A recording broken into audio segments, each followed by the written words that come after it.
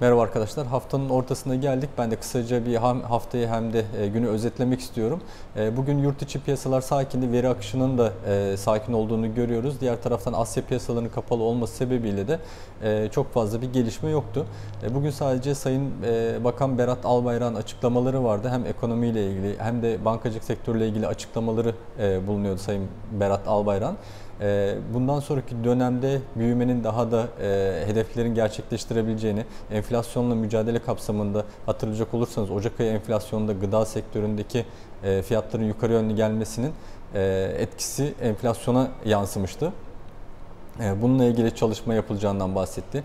Bankacılık sektörünün sermayesinin iyi olduğunu ama bankaların kredi vermekte çekimser davrandığının anlaşılamadığını ve bunların araştırıldığından bahsetti. Yani biraz daha bankacılık sektörüne aba altından sopa gösterdi diyebiliriz.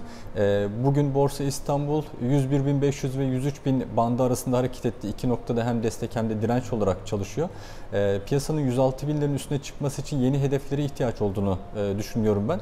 Ama şu anda biraz daha pozitif hava devam etse de kar realizasyonları olarak değerlendiriyor piyasa bu gelişmeleri.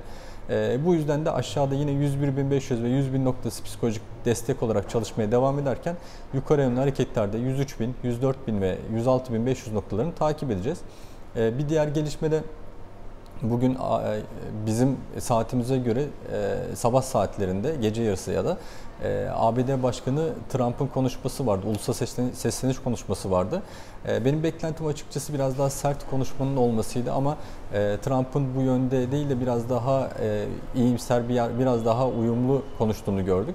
Peki Trump nelerden bahsetti? Özellikle Çin'le ilgili yapılan görüşmelerin devam ettiğini ancak ABD'nin bilançosundaki açığın kapatacak yönde hareket edilmesi gerektiğini, yani anlaşmanın bu yöne biraz da evrilmesi gerektiğinden bahsetti.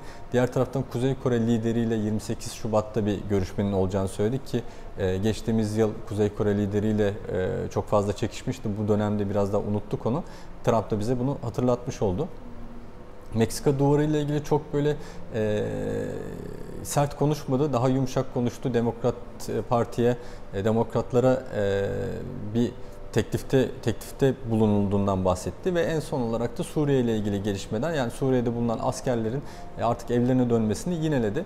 Piyasa bu Trump'ın konuşmalarından çok fazla negatif bir şey çıkmadığı için çok tepki verdiğini söyleyemeyiz. Dolar TL'de zaten 5.22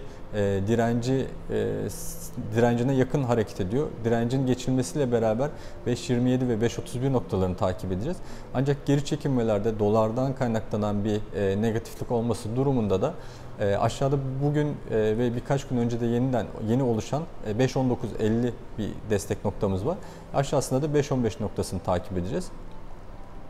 Son olarak da Avrupa piyasalarına bakalım. Euro bölgesinden bugün açıklanan Almanya fabrika sipariş verileri vardı. Kasım ayında beklentilerden kötü gelmişti, eksi gelmişti hatta. Aralık ayında biraz daha toparlaması 0.3 gelmesi beklenirken yine eksi olarak gerçekleşti ve Almanya'nın lokomotifi olduğunu söylersek Avrupa Birliği'nin kötü gidişatın devam ettiği beklentisiyle beraber Euro-Dolar paritesinin 1.13.80'e kadar gevşediğini gördük. Daha önceki videolarımı eğer izlediyseniz orada hep 1.13.80'i ben hem destek hem de direnç, yani bir pivot noktası olarak çalıştığını belirtiyorum. Bu seviyenin kırılmasıyla beraber 1.13 ve 1.12.60'ları takip edeceğiz. Yarın Avrupa Birliği açısından daha önemli. Avrupa Birliği Merkez Bankası aylık raporu açıklanacak. Bunu takip edeceğiz.